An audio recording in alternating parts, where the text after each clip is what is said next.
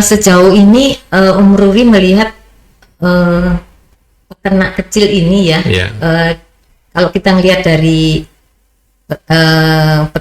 petani sayuran itu kan mereka juga punya mitra gitu ya Om ya.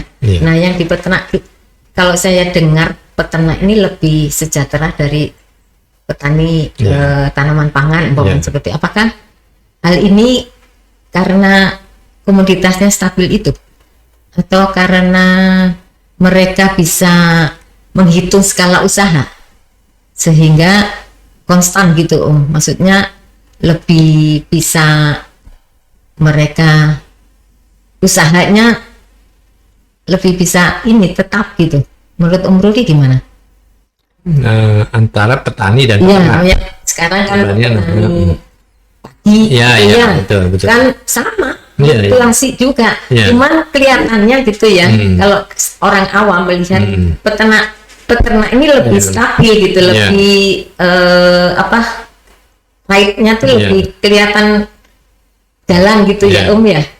Karena mungkin karena luasan atau usaha yang diproduksi itu memenuhi skala usaha atau apa ya Om kira-kira? Itu biasa lihat rumput tetangga kan biasanya lebih hijau.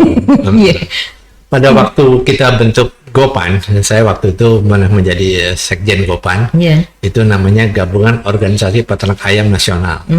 Saya jadi sekjen Gopan itu tahun 2004 berdiri. Ya, di salah satu yang kita undang atau kayak kami diundang oleh Ibu Megawati pada waktu itu ke istana. Itu anggotanya 2,5 juta orang. Anggota peternak-peternak itu di Indonesia masih 2,5 juta orang. Itu yang mandiri. Artinya mandiri itu tidak terlibat dengan perusahaan-perusahaan besar. Jadi betul-betul mereka berdiri sendiri itu pada tahun 2004 lah. Jadi kira-kira 20 tahun yang lalu ya, itu masih 2,5 juta orang. Sekarang yang mandiri benar-benar yang usaha sendiri nggak sampai 100 orang. Nggak sampai. Yang benar-benar saya nggak usah ikut lagi sama perusahaan besar A, nggak ikut lagi perusahaan B, nggak ikut C, D. Ada 7 perusahaan besar soalnya. Dan dari 7 itu sama sekali saya nggak ikut apa-apa. Saya cuma beli gratis. Saya bayar sendiri. Itu nggak sampai 100 orang lah sekarang. Jadi seharusnya gitu ya, kita tetap kolaborasi ya, kerjasama dengan perusahaan. Sekarang di mana-mana terjadi perubahan. Perubahan itu bagaimanapun, pertama kita harus di luar negeri pun sudah bikin kemitraan. Jadi tidak mungkin sekarang berdiri sendiri. Jadi semuanya harus jadi kemitraan. Harus kemitraan. Saling ketergantungan tuh ya. Walaupun nanti yang 100 orang atau 100 ekor ayam dipelihara oleh 1 orang, tetap itu harus kemitraan. Tapi kan perusahaan besar tuh ada standar kan Om ya. Kalau mau itu makanya bisa dirubah, makanya nanti wasitnya pemerintah. Mau dengan 100 ekor ayam pun bisa jadi kemitraan. Kenapa harus dengan kemitraan? Karena kalau tidak dengan kemitraan, problemnya nanti semua orang bisa jual sendiri. Pada waktu orang semua jual sendiri, harga akan turun. Wah, kalau semua orang katakanlah ada 100 orang pelihara 100 ekor. Setiap hari 5 kilo kali 100 orang kali 500 kilo per hari. Nah, kalau semuanya mau jual ke pasar, jadi lebih melimpah ya. Nah, itu kan yang broker yang main. Ini brokernya main. Harga dimainin di situ ya. Itu yang terjadi.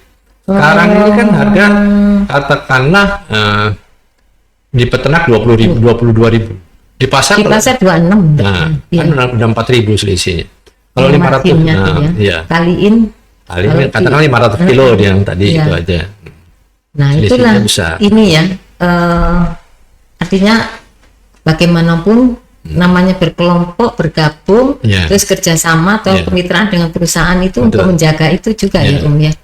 Asal egonya lepas. Jadi kita ini kan egonya besar sekali. Jadi bisnismen muda ini kan egonya besar.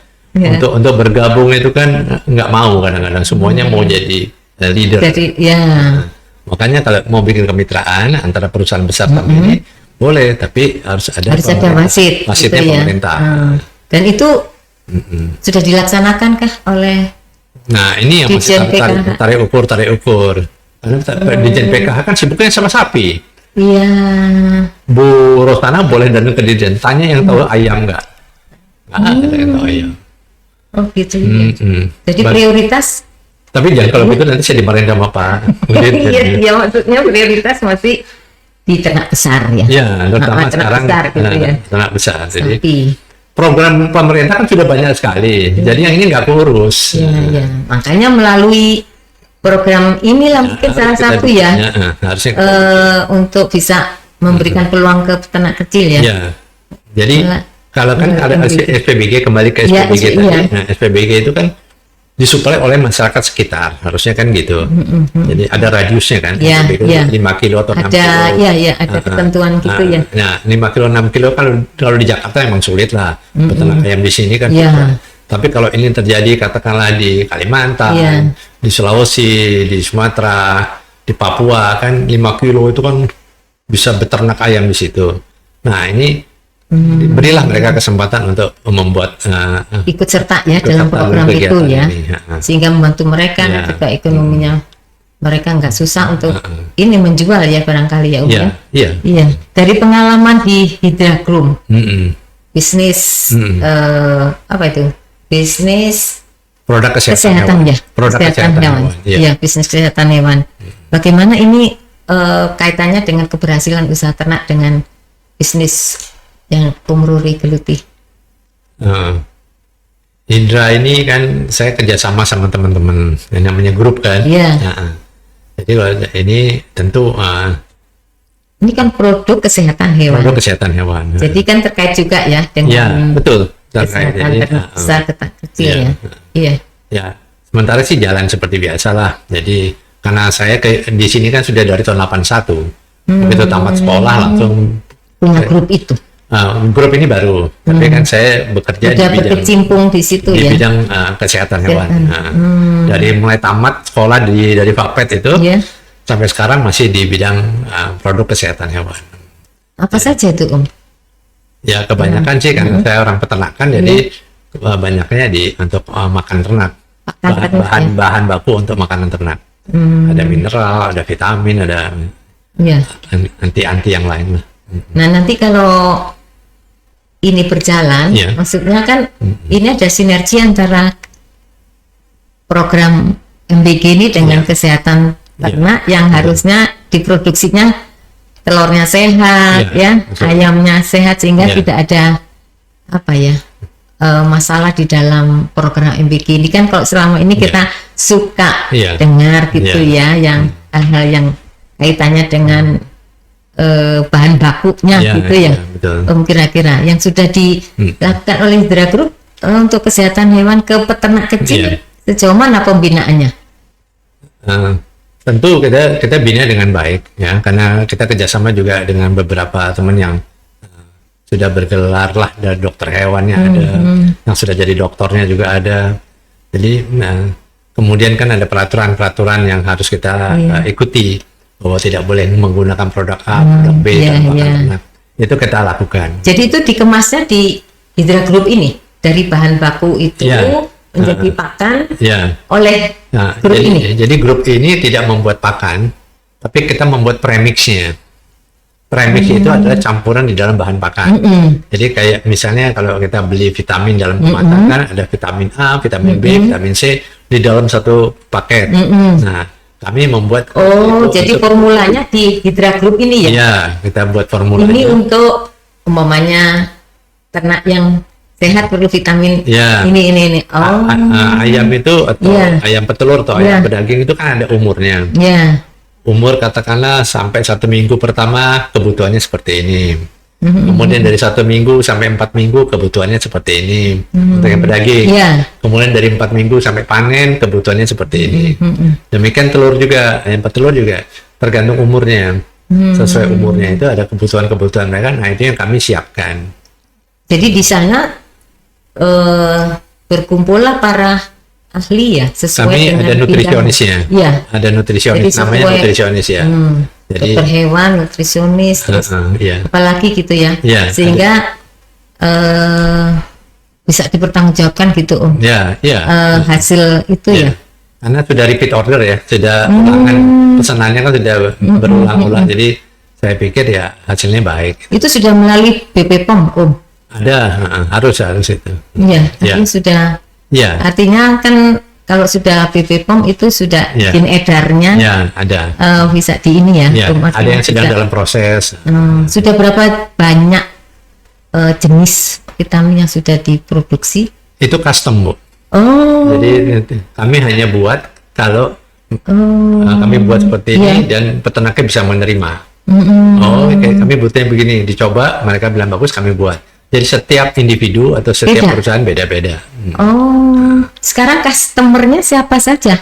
Customernya seluruh Indonesia. Seluruh Indonesia perusahaan atau kebanyakan peternak ayam petelur yang kebanyakan kalau ayam petelur ini kan mereka bikin makanan sendiri. Bikin makanan, kecuali kalau broiler ayam pedaging. Kalau ayam pedaging mereka beli makanan jadi. Kalau untuk petelur mereka bikin sendiri. Dan ini kelompok-kelompok gitu ya, yang customernya. Individu. Individu. Ada yang kelompok tapi ada yang individu. Jadi nggak semuanya kelompok. Jadi melayani berapa, Bung? Iya, kami punya tenaga di Medan ada, di Bandung ada. Berapa cabang atau? Di Medan ada, di Bandung ada, di Jawa Tengah ada, di Jogja ada, di Jawa Timur ada, di Jakarta, di Bogor ada. Ya. Jadi cukup luas ya, cukup luas dan sudah sejak 2000 berapa Hydra Group ini? Hydra Group ini baru 2 tahun, baru 2 tahun tapi sudah ini. Iya, kalau saya sendiri dari 81. Iya, saya kan Om Rudi udah tahun berapa puluh tahun gitu. Karena saya punya PT Rusa, terus ada satu perusahaan yang ngajak join, jadi namanya menjadi Hydra Group. Hydra Group itu karena perpaduan nanti join antara Rusa dan ada perusahaan Hydra yang ngajak PT Rusa. Tapi sama ininya, usahanya sama, artinya di kesehatan hewan juga yang satunya. Ya jadi ini join ya, akhirnya jadi grup besar ya. Jadi grup besar. Dan anak muda dari PB juga, angkatan 41, angkatan berapa lah. Kalau saya kan 41 juga. 41 terbalik. Nah, gimana kalau tadi kalau secara produksi ya, dan hasil dari peternak ini kan, kalau menurut saya kalau memang mereka ikuti SOP-nya ya, artinya tadi kesehatannya dijaga dan ini kan peluang untuk bisa mitra dengan produsen atau perusahaan besar itu kan lebih baik ya, Om. Peluangnya sih selalu ada. Hanya kalau mereka sudah bermitra seperti tadi itu, harganya kan sudah dipatok. Tapi kalau mereka sendirian harga lagi bagus kan untungnya banyak. Jual sendiri gitu. Jadi jarang perusahaan-perusahaan yang mau bermitra. Gitu ya. Dengan peternak kecil ini. Ya, kondisinya gitu sampai sekarang. Iya, petelur begitu. Nanti kalau harga jelek kan mereka demo. Jadi karena mereka nggak mau bermitra, kalau lagi bagus mereka ya maaf nih saya jadi. Bahkan biar kalau lagi bagus ya ngilang lah kemana-mana keluyuran. Nanti harga jelek ya kemarin tambah. Iya. Ini pengaduannya ya. Iya. Nah ini mungkin selain ke perusahaan, mereka kan sebetulnya punya peluang juga. Ya seperti tadi ya, seperti yang Rudi sebutkan, kan ada apa sih reso yang memang khusus ayam gitu ya. Nah peluangnya mungkin ke situ ya, Om, atau sama juga itu sulit juga ya mitra dengan perusahaan luar yang makan jadi gitu atau fast food gitu. Kalau misalnya mau supply ke McDonald, supply ke Kentucky Fried Chicken, supply ke katakanlah perusahaan-perusahaan gitu, sebetulnya sih nggak terlalu sulit, cuman syaratnya kan banyak. Mereka survei lokasinya kan disurvei, dilihat kandangnya bagus atau enggak. Terus sama kalau seperti kita ekspor lah, kita mau ekspor katakanlah ke Singapura kemarin. Karena Malaysia nggak ekspor lagi ke Singapura karena di Malaysia mereka juga kekurangan ayam sehingga butuh ayam dari Indonesia. Nah, tenaga ahli dari Singapura dikirim ke Indonesia, periksa lah. Nah kalau sudah begitu, ya tentu perusahaan-perusahaan besar yang layak, lah ya, yang layak ekspor jadinya. Iya, yang layak ekspor sehingga Ya. Ada NKV kan. Ya, NKV dan apa sih itu nomor standar kontrol ya. veteriner. Jadi semua kan diperiksa. Iya. Sudah ada NKV-nya belum? Demikian juga kalau mau supply ke SPPG. Nah, kalau kepala dinas yang di Jakarta sini sudah belum apa-apa, tanya NKV. Nah, kalau perusahaan yang 100 ekor, ya belum lah. Nah, untuk ngurus NKV, itu ya. nah, itu kadang-kadang kesulitannya di situ. Jadi untuk bisa masuk ke McDonald, masuk ke Kentucky ya bisa saja. Cuma tentu syaratnya jauh lebih besar. Syarat. Ya. Karena disurvei kan kandangnya, kemudian dilihat kontinuitasnya. Bisa nggak, karena perusahaan-perusahaan besar itu juga bayarnya kan sebulan. Konsinyasi. Bukan nggak konsinyasi, tapi mereka akan bayar sebulan. Sementara kalau broker kan 2-3 hari sudah. Iya. Sudah. Nah tadi saya menariknya awal itu peternak itu bisa 300-an ya Om ya. Sekarang turun. Awalnya 2,5 juta. Waktu tahun 2004 tuh waktu saya buat Gopan.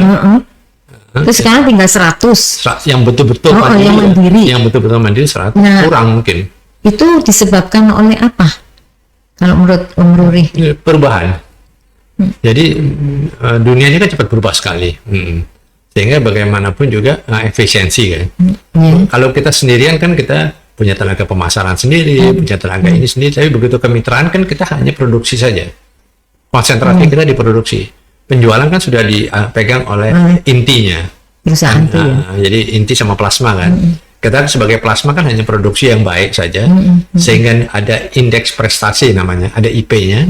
Kalau IP-nya baik, tentu hasil ayamnya juga baik. Nah, kalau hasil ayamnya baik, tentu harganya baik. Walaupun lagi jelek, tapi dengan IP yang baik, nah, itu menjadi baik. Nah, yang jadi masalah sekarang, tidak semua orang mau nurut sama inti itu, ya. Karena harga kan sudah dipatok.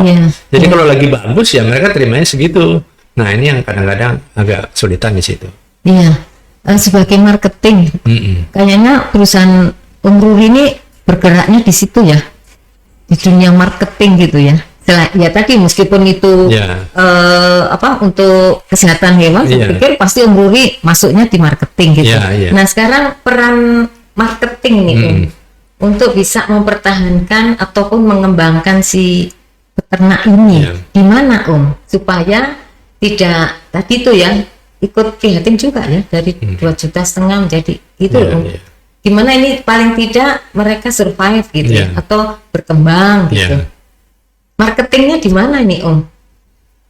Peran perusahaan atau Om Ruri sendiri deh. Perusahaan bisa berjalan baik itu kan ada 4 pilar sebetulnya. Pilar yang pertama itu tentu dia harus punya sumber daya manusia yang baik, SDM-nya harus baik. Ya. Kemudian finance-nya juga benar-benar jangan sampai dikorupsi segala macam. Kemudian sudah itu ada produksinya.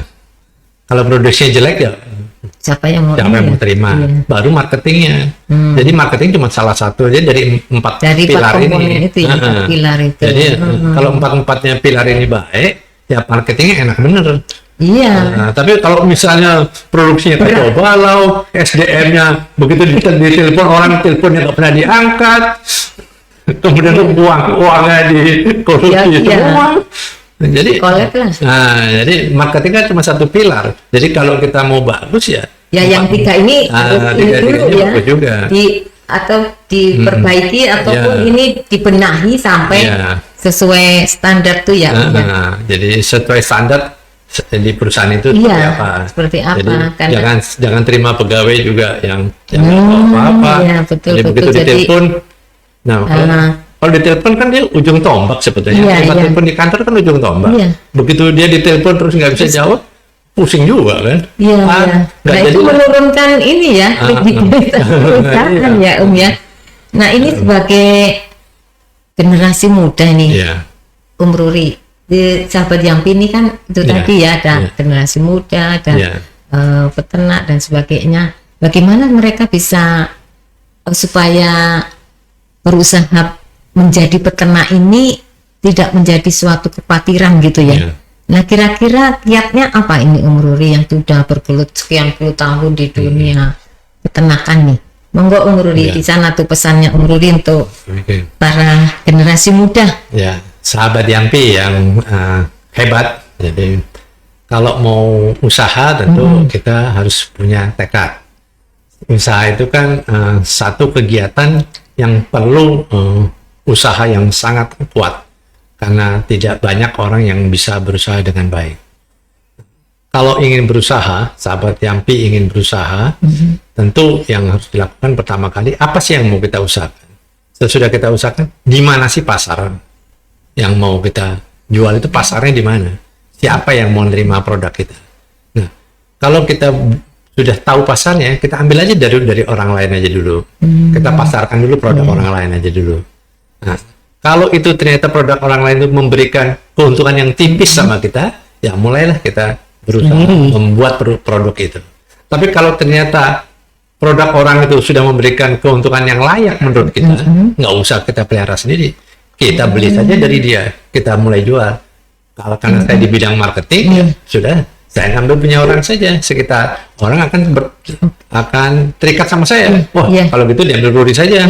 Saya nggak usah ambil pemasaran, tenaga pemasaran. Biar Ruri saja yang bantu jual. Jadi kalau menurut saya sekali lagi, tentu tidak mudah. Usaha ini kalau hanya saya bicara tentu kelihatannya gampang. Tapi tentu mencari produk yang bagus, yang diharapkan oleh masyarakat, yang bisa diserap oleh masyarakat, dan yang paling penting ada ulangan. Continue. Jadi kalau orang makan telur kan hampir tiap hari. Kalau sehari makan 2 butir, kita bisa hitung di kompleks itu kira-kira butuh telur berapa. Kita bisa tahu. Kalau butuh ayam, berapa banyak sih ayam di sekitar situ. Nah itu aja kita bina habis-habisan, kita pelihara benar sehingga mereka loyal sama kita. Nah, makin lama kita perbesar daerah kita. Nah kalau itu sudah bisa, tinggal kita lihat. Kembali kalau ternyata dengan mengambil barang orang kita sudah lebih baik, keuntungan yang layak, ya sudah itu nggak usah produksi. Nggak usah produksi. Tapi kalau menurut kita, ternyata kalau saya produksi bisa lebih untung besar, ya sudah produksi. Tapi ingat, perlu tadi sumber daya yang bagus, karena produksi kan butuh orang yang bisa melihara ayam dengan bagus. Kemudian keuangan kita harus cukup juga, karena begitu kita memproduksi tentu butuh uang untuk beli A, B, C segala macam itu. Kemudian yang berikutnya tentu produksinya juga harus bagus kan. Kalau kita memproduksi sendiri, nah sementara marketnya kita sudah punya, gitu. Itu sahabat Yampi kalau mau berusaha. Menarik, menarik Om. Jadi tidak harus menjadi produsen apabila kita sudah melakukan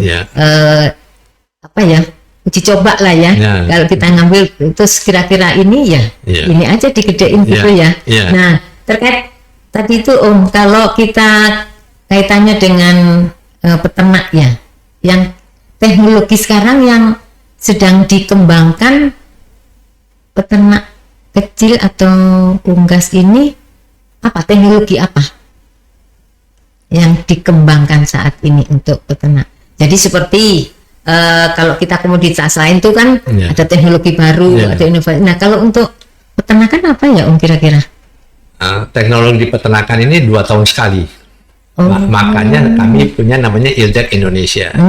ILDEC Indonesia akan kami selenggarakan pada hari Rabu, Kamis, Jumat, tanggal 17, 18, 19 September di ASBSD. Ini teknologi untuk usaha ayam petelur, ayam pedaging, kemudian sapi perah, dan lain-lain itu bisa dilihat di sana. Nah, teknologi yang ada sekarang tentu yang diperlukan adalah bibitnya. Karena kalau kita berusaha itu ada 3 komponennya, sama sisi kan. Waktu saya sekolah dulu ada sedikit sama sisi. Jadi bibit ayam yang baik. Kemudian sesudah bibit ayam baik, makanan yang baik. Bagaimana mengolah makanan yang baik, itu nanti teknologinya ada di SPSD tanggal 17. Kemudian manajemen yang baik. Manajemen ini termasuk kandang segala macam. Nah, kalau sekarang ini kan namanya kandangnya closed house. Beda sama yang dulu waktu kita lahir namanya open house kan. Sekarang sudah ada closed house. Sudah diatur. Dikumpulin gitu ya. Kandangnya sudah diatur, suhunya sudah diatur. Hembusan anginnya sudah diatur. Jadi semua dengan teknologi yang tinggi. Jadi kita sesuaikan dengan kebutuhan ayam. Jadi kebutuhan ayam berapa kita sudah atur. Jadi suhunya berapa, kelembabannya berapa, itu sudah diatur di dalam kandang yang kita sebut closed house. Nah itu untuk peternak besar? Bisa, yang kecil juga bisa. Tapi tentu kalau misalnya dengan inian berapa gitu maksud saya, kalau pakai teknologi yang closed house ini, kalau kan yang harus yang BEP-nya masuk itu. Kalau yang berapa? Optimal ya, yang ukuran yang optimal dengan ayam yang ada ya, itu agak besar, maaf. Jadi ini ayamnya kalau satu lantai itu 20.000 ekor. Ayam broiler, ayam pedaging, itu ukurannya 12 meter dikali 120 meter. Ukuran kandang bersih, itu di luar nanti komputernya segala macam, itu ada tambahan kandang, ruangan lagi. Tapi untuk ayamnya saja, itu idealnya 12 meter, kemudian panjangnya 120 meter.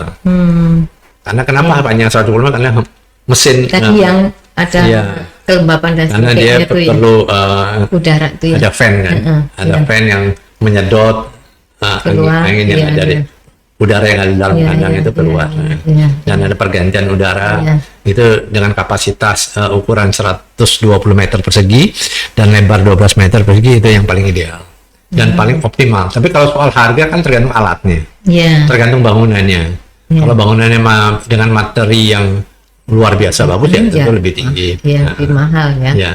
Karena kadang-kadang orang kan mau beternak sampai 20 tahun, tapi ada juga yang ngira pikir 5 tahun saya sudah cukup. Jadi materinya bisa dipilih. Jadi disesuaikan dengan itu tadi. Kalau jangka panjang bagus gitu ya. Bisa 20 tahun. Nah mungkin sekalian nih Om Ruri bisa menginfokan kegiatan Om Ruri yang tanggal 17 sampai 19 ini ke teman-teman sahabat Yampi, sekaligus ini marketnya. Sahabat Yampi yang luar biasa. Jadi pada tanggal 17-18 September 2025 itu di hari Rabu, Kamis dan Jumat, kami tunggu di ISBSD. Di sana ada pameran ILDEC Indonesia. ILDEC itu singkatan dari International Livestock and Dairy Expo and Aquaculture Exposition. Untuk tahun ini ada kegiatan HAI. HAI itu juga kegiatan yang baru ada tahun ini, itu adalah Horti Agri Indonesia. Nah, jadi pada ILDEC tahun ini lengkap. Ada peternakannya, ada perikanannya, ada pertaniannya. Sahabat Yampi, kami tunggu di ISBSD. Silakan, nanti akan kami kirimkan formnya, bisa diisi hingga pada kegiatan ini kita bisa ketemu di sana. Mungkin dari Yampi akan ada kegiatan untuk talk show, akan kami siapkan. Kami tunggu ya. Terima kasih sahabat Yampi, terima kasih. Ini undangan langsung dari Pak Ruri untuk kegiatan beliau yang telah digelar setiap 2 tahun sekali, dan istimewanya tahun ini tidak hanya terkait dengan ternak, tapi juga hortikultura dan akuatik ya. Sehingga sangat menarik, dan sahabat Yampi kalau berkesempatan silakan datang, dan kita akan bertemu dengan para peternak, produsen dan juga perusahaan Itu dari 40 negara. Dari 40 negara dan 300 perusahaan. 300 perusahaan. Wow, ini sangat menarik, dan ini kesempatan bagi kita untuk bisa bertemu langsung dengan para pelaku baik pelaku dari perusahaan maupun dari peternak besar barangkali dari perusahaan. Ya, barangkali demikian tadi sahabat Yampi, obrolan kita terkait dengan peternakan yang secara luas tadi banyak dibahas oleh Om Ruri selaku baik itu selaku pelaku maupun selaku direktur maupun selaku marketing, yang saya tahu beliau memang sukses kalau menyelenggarakan apa-apa gitu. Mudah-mudahan yang nanti akan datang ini juga sukses ya Om Ruri ya. Barangkali demikian sahabat Yampi, obrolan kita siang hari ini. Sampai berjumpa pada catatan RS yang akan datang. Kami akhiri, wabillahi taufiq walhidayah. Wassalamualaikum warahmatullahi wabarakatuh. Waalaikumsalam warahmatullahi wabarakatuh.